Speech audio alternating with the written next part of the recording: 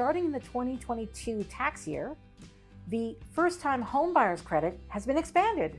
Yay! Wait, what does that mean?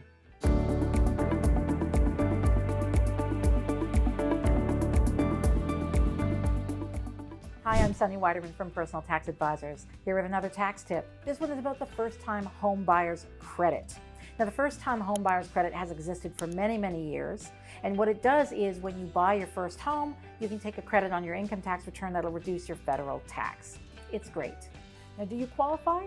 Well, let's take it apart a little bit. So the first thing you need to know is, of course, the term first time. So first-time homebuyer means either that this is the first time you've ever bought a home, or that neither you nor your spouse have lived in a home that you owned in the current tax year or the 4 prior tax years. So essentially you cannot have lived in a home that you owned, and neither can your spouse.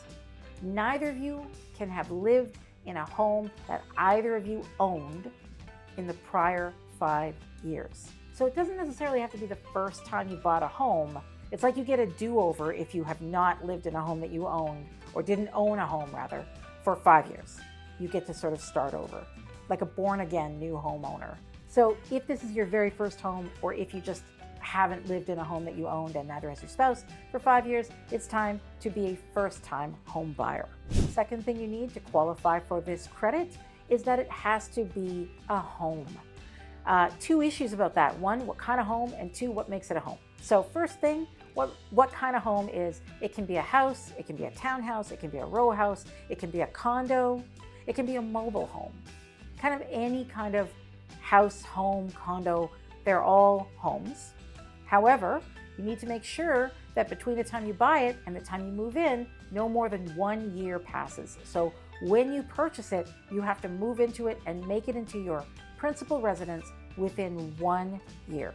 And now for the million-dollar question, how much money is this all about? Well, for the 2021 tax year and earlier, it's about $750 of a reduction in your taxes for your first-time home buyer's credit.